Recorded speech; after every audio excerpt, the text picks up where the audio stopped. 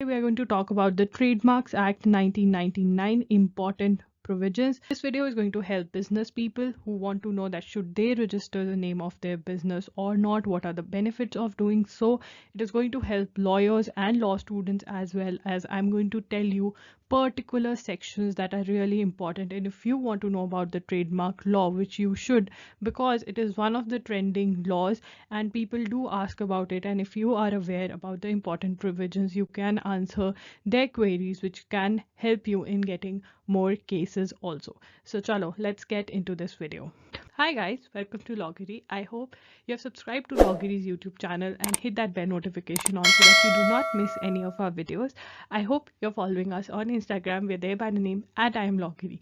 If you want to stay motivated, if you want to stay happy, and if you want to stay more connected with me, that is Loggery, then please follow us on Instagram. Firstly, what is a trademark? What is a trademark? Trademark होता क्या है? So trademark can be a word, letter, numeral.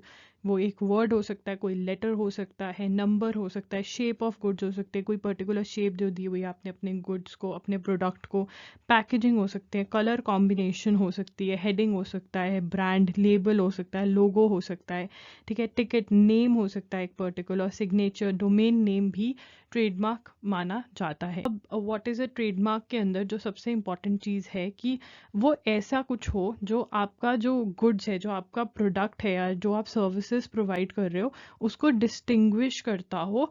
मतलब एक person के जो goods and services हैं वो दूसरे से अलग डिस्टिंग्विश करने में, अलग हमें पता चले वो करने में.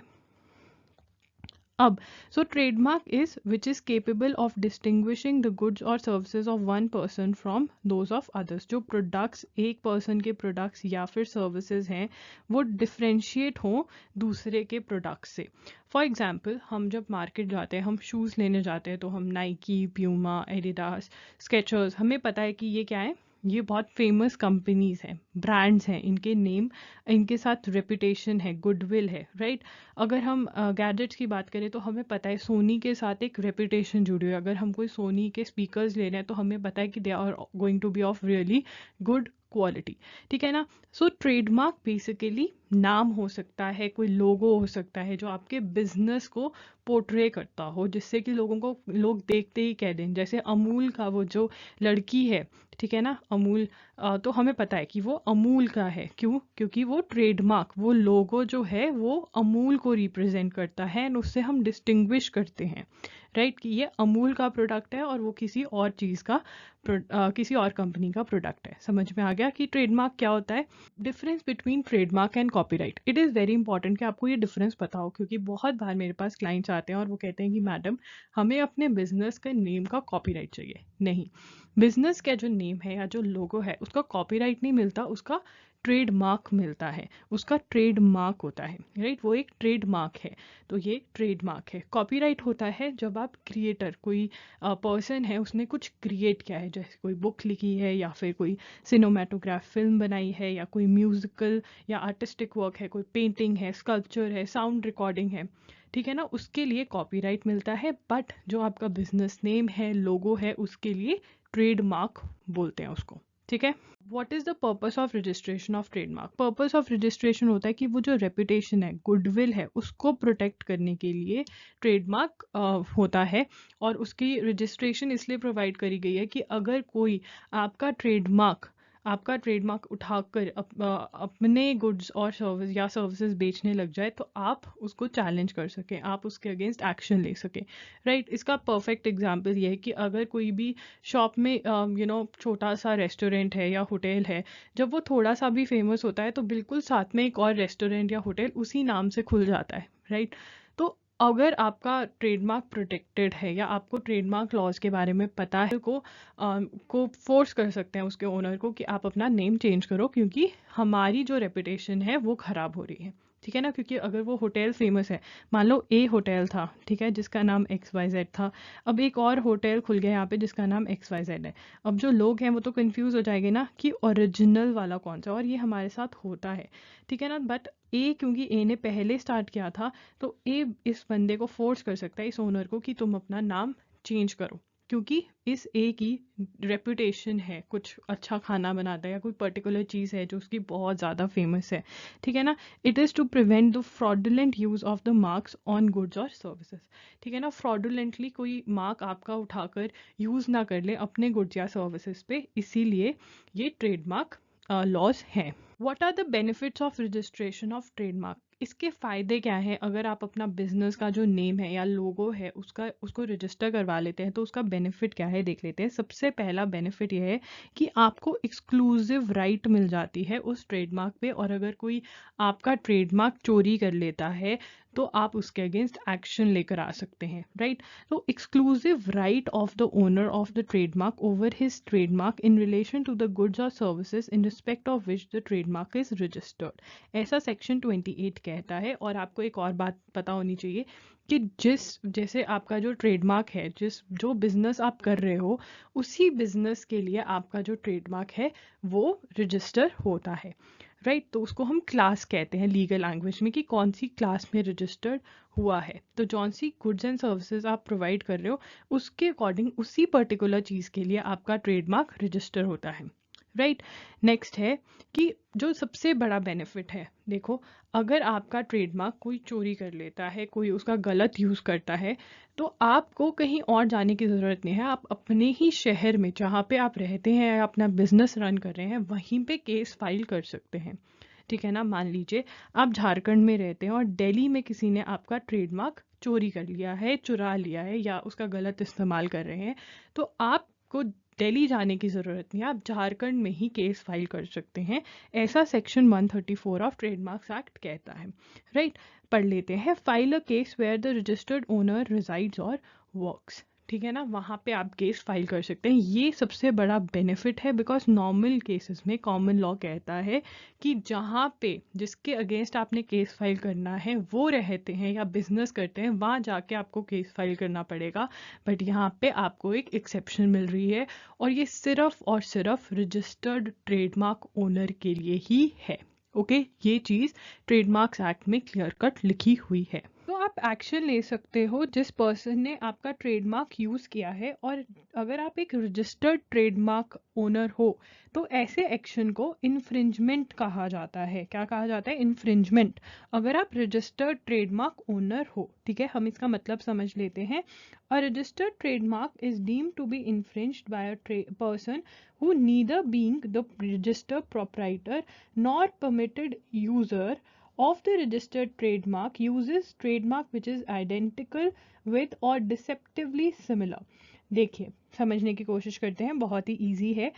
अगर आप मान लीजिए आप ए हैं, ठीक है ना, और आपका XYZ ट्रेडमार्क है कोई, ठीक है ना, अज्यूम कर। और यहाँ पे बी एक पर्सन है, बी ने क्या किया, बी ने XYZ ट्रेडमार्क से वही काम स्टार्ट कर दिया जो आप कर रहे हो, ठीक है ना। मे बी आप बेडशीट सेल कर रहे हो, ठीक है ना, तो बी ने भी XYZ के नाम से बेडशीट्स बेचना स्टार्ट कर दिया, ठीक है ना। अब बी रजिस्टर्ड ट्रेडमार्क ओनर नहीं है, क्योंकि आप ए है जो वो XYZ का रजिस्टर्ड ट्रेडमार्क होल्डर है, राइट।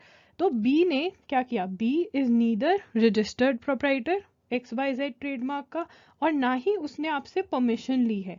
हम फ्रेंचाइजीज देखते हैं ना कि फ्रेंचाइजी है ये, उसके अंदर बेसिकली क्या होता है कि a person allows the other person to take the name, ठीक है ना। हम कहते हैं ये फ्रेंचाइजी है, मैकडोनल्ड्स की फ्रेंचाइजी है, बर्गर किंग की फ्रेंचाइजी है, राइट। तो उसके अंदर सबसे पहले वो नाम लेते हैं, राइट, और ना ही परमिशन ली है आपसे कि क्या मैं XYZ नाम से बेडशीट्स बेच लूँ। तो ना तो परमिशन ली, ना वो रजिस्टर्ड ओनर है, तो बी ने इन्फ्रिंजमेंट करी है। तो आपके पास ए के पास राइट है कि वो कोर्ट जा सकते हैं और एक्शन ले सकते हैं बी के अगेंस्ट। समझ में आ गया? अब ज़रूरी नहीं है कि आइडेंटिकल, मतलब सेम ट्रेडमार्क यूज़ किया है तो जा ही सकते हो।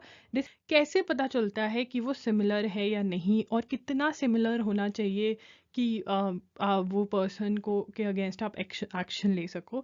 ये क्वेश्चन आपके दिमाग में आ रहा होगा। तो इसका आंसर यही है कि हम देख लेते हैं डिसेप्टिवली सिमिलर का मतलब क्या होता है। A trademark is deceptively similar to another trademark if it so nearly resembles other mark as to be likely to deceive or cause confusion, ठीक है ना। वो इतना मिलता जुलता है कि अगर जो कंज्यूमर है वो अगर खरीदने जा रहा है तो वो अगर कहेगा ये दे दो, और अगर वो पर्सन उसको दे देगा तो उसको पता ही नहीं चलेगा कि वो कौन सी कंपनी का। May be colour combination, for example Bournvita का जो बॉक्स है उसका कलर हमेशा ऑरेंज या मोस्टली ऑरेंज या पर्पल होता है, राइट। तो उसका हमें पता है कि ऑरेंज या पर्पल है तो बॉर्नवीटा है, तो हमें कॉम्बिनेशन हमारे दिमाग में है वो, राइट। तो अगर कोई और ब्रांड है वो सेम कलर कॉम्बिनेशन उठाता है और थोड़ा बहुत नाम चेंज कर कर वो प्रोडक्ट बेचने लग जाता है, तो वो इन्फ्रिंजमेंट मानी जाएगी, ठीक है ना। अब टेस्ट ऑफ सिमिलैरिटी क्या है कि it is enough if the impugned mark bear such an overall similarity. मतलब ये कहने का मतलब है कि दोनों मार्क्स को एक साथ रखा जाएगा, ऐसा नहीं होगा कि एक साथ रख के बोले कि देखो ये डिफरेंट है ये डिफरेंट है, नहीं। अगर वो दोनों को ओवरऑल सिमिलर लग रहे हैं तो इन्फ्रिंजमेंट माना जाएगा, ठीक है, right. Relief in suits for infringement और पासिंग ऑफ। देखिए ये जो रिलीफ है, ये जो चीज़ें हैं, एक अनरजिस्टर्ड जो ट्रेडमार्क होल्डर है उसको भी मिलेंगे, बट हम उसके बारे में थोड़ी देर में बात करेंगे, ठीक है। देखिए, इंजंक्शन, डैमेजेस और an accounts of profit, destruction of the goods with those labels. तो इंजंक्शन का मतलब होता है कि कोर्ट दूसरे पर्सन को कह देगा कि आप अभी के लिए बंद कर दीजिए या परमानेंटली बंद कर दीजिए ये ट्रेडमार्क यूज करना, ठीक है ना। उसके बाद डैमेजेस मतलब कॉम्पनसेशन दी जाएगी, एक पर्टिकुलर अमाउंट डिसाइड किया जाएगा और जो पार्टी ने गलत यूज़ किया है ट्रेडमार्क का उसको कहा जाएगा कि आपको दूसरी पार्टी को इतने पैसे देने हैं, ठीक है। Accounts of profits are the actual profits which the defendant has made by infringing the legal right of the plaintiff. मतलब प्लेंटिफ कौन होता है? जिसने केस किया है, जिसका ट्रेडमार्क था उसने केस किया, और जिसने गलत इस्तेमाल किया वो डिफेंडेंट है। तो जो जो जिसने गलत यूज़ किया उसको बोला जाएगा कि तुमने जितने एक्चुअल प्रॉफिट्स अर्न किए हैं वो आपको देने पड़ेंगे। Destruction of the goods, the defendant hands over the infringing goods. या तो डिफेंडेंट जिसने गलत यूज़ किया है ट्रेडमार्क का वो सारे के सारे गुड्स दे देगा जिनके ऊपर ट्रेडमार्क लगा हुआ है वो वाला प्लेंटिफ को, या फिर उनको डिस्ट्रॉय करना पड़ेगा सारा जो प्रोडक्ट्स उनके पास पड़े हैं, राइट। ये भी क्रिमिनल एक्शन, आप सिविल एक्शन ही नहीं क्रिमिनल एक्शन भी लेकर आ सकते हो जो कि आप ट्रेडमार्क का गलत यूज़ करते हैं। Penalty for applying false trademarks, trade descriptions, वही गलत इस्तेमाल करना ट्रेडमार्क का जो कि उनका ट्रेडमार्क नहीं है वो यूज़ करना, ठीक है ना। और ये सेक्शन 103 और सेक्शन 104 कहते हैं कि पेनल्टी फॉर सेलिंग गुड्स, अगर आप ऐसे गुड्स बेचते हो तो भी आपके अगेंस्ट एक्शन लिया जाता है, और पनिशमेंट दोनों के लिए सेम ही है। Imprisonment for a term which shall not be less than 6 महीने से कम की सज़ा नहीं होगी, और बढ़ जाती है मैक्सिमम 3 इयर्स की सज़ा आपको हो सकती है, ठीक है। With fine which shall not be less than 50,000 rupees but which में एक्सटेंड टू, मतलब 50,000 मिनिमम फाइन होगा और 2 लाख तक भी फाइन हो सकता है, राइट। जो ये कंप्लेंट है ये मजिस्ट्रेट कोर्ट में फाइल करी जाती है, पुलिस के पास पावर होती है, वो रेड करते हैं, जाके सीज कर सकते हैं, मतलब सामान उठा सकते हैं वहाँ से और अरेस्ट कर सकते हैं जो ट्रेडमार्क का गलत यूज़ कर रहे हैं या जिन्होंने आपका कॉपी किया है trademark, right. It is a cognizable offence. Cognizable offence मतलब पुलिस अरेस्ट कर सकती है बिना वारंट के जिसने भी ये सब कुछ किया है, okay. What if the trademark is not registered? अगर आपका ट्रेडमार्क रजिस्टर्ड नहीं है तो क्या होगा? Is it compulsory that you should get your trademark registered? No, it isn't compulsory, क्योंकि लॉ कहता है कि हम 2 तरीकों से किसी ट्रेडमार्क, किसी नेम, बिजनेस नेम या लोगो के ओनर बन सकते हैं। एक तो कि हम उसको यूज़ कर रहे हैं और दूसरा बाय रजिस्ट्रेशन। तो रजिस्ट्रेशन कंपलसरी नहीं है। अगर मैं अपना बिजनेस का नेम जो है वो यूज़ कर रही हूँ, उससे बिजनेस रन कर रही हूँ, तो मैं उससे भी उसका ओनर बन जाती हूँ, और वो कहते हैं बाय यूज़ मैं उसकी ओनर हूँ, मे बी मैंने उसको रजिस्टर्ड करवाया हो या नहीं करवाया हो। तो रजिस्ट्रेशन कंपलसरी नहीं है, बट उसके बेनिफिट्स हमने देख लिए। तो अगर आप रजिस्टर्ड ट्रेडमार्क ओनर नहीं है और कोई आपका ट्रेडमार्क ले लेता है, कॉपी कर लेता है, तो आप क्या कर सकते हैं? आपके पास कोई राइट है या नहीं है? आपके पास राइट है, you have a right. Trademarks act 1999 के अंदर ही आपको राइट मिली है, बट फर्क बस इतना है कि अगर आप रजिस्टर्ड ट्रेडमार्क ओनर हो तो आपकी जो राइट्स हैं वो ज़्यादा स्ट्रॉन्ग हैं, और अगर आप रजिस्टर्ड ट्रेडमार्क ओनर नहीं हो तो आपकी जो राइट्स हैं वो थोड़ी कम स्ट्रॉन्ग है। उसका डिफरेंस हम समझेंगे, बट सबसे पहले तो है एविडेंस। देखिए, एविडेंस ऑफ रजिस्टर्ड ट्रेडमार्क, आपने क्या एविडेंस है? आपके पास सर्टिफिकेट होता है, ठीक है। सर्टिफिकेट मिलता है रजिस्ट्रेशन का, जिसके अंदर सब लिखा होता है, कब अप्लाई किया, आपका ट्रेडमार्क की फोटोग्राफ होती है, नाम है, पिक्चर है, कलर कॉम्बिनेशन है, सब उसमें सर्टिफिकेट में आता है, राइट। तो आपके पास प्रूव होता है कि देखो ये मेरा ट्रेडमार्क है और ये रजिस्टर्ड ट्रेडमार्क है और मैं इसकी राइटफुल ओनर हूँ। तो ये प्रूव करना इजी है कि ये आपका ट्रेडमार्क है, आप पहले से यूज कर रहे हो, क्योंकि नॉर्मली जब बिजनेस सक्सेसफुल हो जाता है तो लोग उसको कॉपी करते हैं ट्रेडमार्क को, तो ये प्रूव करना डिफिकल्ट हो जाता है कि किसने पहले यूज करना स्टार्ट किया। बट अगर आपके पास सर्टिफिकेट है, बहुत इजीली आप वो प्रूव कर देते हो, राइट। समझते हैं उन लोगों की राइट्स जो ट्रेडमार्क ओनर है, not bye registration but just by use, मतलब उन्होंने अपना ट्रेडमार्क रजिस्टर्ड नहीं करवाया है, तो क्या राइट्स हैं। Proprietor of unregistered trademark can bring an action of passing off if there is any unauthorized use. तो अगर आप अनरजिस्टर्ड, मतलब आपका रजिस्टर्ड ट्रेडमार्क नहीं है, तो आप कौन सा एक्शन लेकर आते हैं दूसरे पर्सन के अगेंस्ट? पासिंग ऑफ, ठीक है ना, जो इन्फ्रिंजमेंट से डिफरेंट है, ठीक है ना। इन्फ्रिंजमेंट रजिस्टर्ड ट्रेडमार्क लेकर आ सकता है, पासिंग ऑफ जो है वो किसकी राइट है? अनरजिस्टर्ड ट्रेडमार्क की राइट। अब समझते हैं कि इन्फ्रिंजमेंट और पासिंग ऑफ में डिफरेंस क्या है। पासिंग ऑफ और इन्फ्रिंजमेंट में डिफरेंस समझ लेते हैं। देखिए, पासिंग ऑफ का मतलब होता है कि कोई भी, no person has a right to pass off his goods as goods of somebody else. कोई अपने गुड्स को ये बोल के नहीं बेच सकता कि वो उस पर्सन के गुड्स हैं, ठीक है ना। फॉर एग्जाम्पल, ए ये नहीं कह सकता कि ये बी का प्रोडक्ट है, ठीक है ना। ए ये नहीं कह सकता कि ये बी का प्रोडक्ट है, ठीक है। ये इसे हम पासिंग ऑफ कह सकते हैं। अब हमें मेन जो समझना है वो ये समझना है कि रजिस्टर्ड ट्रेडमार्क ओनर और अनरजिस्टर्ड ट्रेडमार्क ओनर की मेन डिफरेंस कहाँ पर आता है। तो मेन डिफरेंस जो आता है वो यहाँ पर आता है कि जब आप अनरजिस्टर्ड ट्रेडमार्क होते हो और आप कोर्ट में जाते हो, तो आपको रेप्यूटेशन, आपको ये प्रूव करना पड़ता है कि जो आपका ट्रेडमार्क है, जो आपका नेम है या लोगो है, उसने मार्केट में रेप्यूटेशन कमा ली है ओवर पीरियड ऑफ टाइम, ठीक है ना। जो आपका मार्क है, that has acquired a reputation by use, और वो लोग उसको पहचानने लगे हैं, लोग उसे पहचानने लगे हैं। लोग आकर बोलते हैं कि हमें ये पर्टिकुलर कंपनी की ये चीज दे दो, ठीक है ना।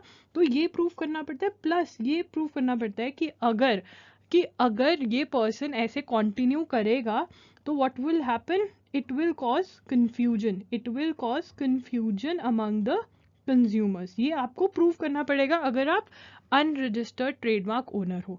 अगर आप रजिस्टर्ड ट्रेडमार्क ओनर हो तो आपको रेपुटेशन प्रूव करने की कोई ज़रूरत नहीं है, आपको रेपुटेशन प्रूव करने की कोई ज़रूरत नहीं है। बस आपको क्या करना है, the only thing that a person needs to prove is that the person is using a mark which is same. आपको इतना कि थोड़ा सा मिलता है या पूरा का पूरा मिलता है, आपको बस ये बताना है और प्रूव करना है, आपका काम खत्म। रेपुटेशन अक्वायर करिए या नहीं, ये आपको प्रूव नहीं करना है। इवन इफ इसेंशियल फीचर, थोड़ा सा भी उठा लिया इसेंशियल फीचर और बाकी सब कुछ डिफरेंट है उस ट्रेडमार्क में दूसरे पर्सन का, तब भी इट इज़ इममटीरियल, क्योंकि आप रजिस्टर्ड ट्रेडमार्क ओनर हो। तो ये बहुत बड़ा डिफरेंस है रजिस्टर्ड और अनरजिस्टर्ड ट्रेडमार्क ओनर के अंदर, अगर हम मोटा मोटा समझने की कोशिश करें तो। Okay, is not compulsory to get your business name registered, जिसे हम ट्रेडमार्क कहते हैं, बट इट इज़ एडवाइजेबल कि अगर आपको लगता है कि आने वाले टाइम में, या आपको अभी लग रहा है कि आपका बिजनेस ग्रो कर रहा है, तो आपको रजिस्टर करवा लेना चाहिए, राइट।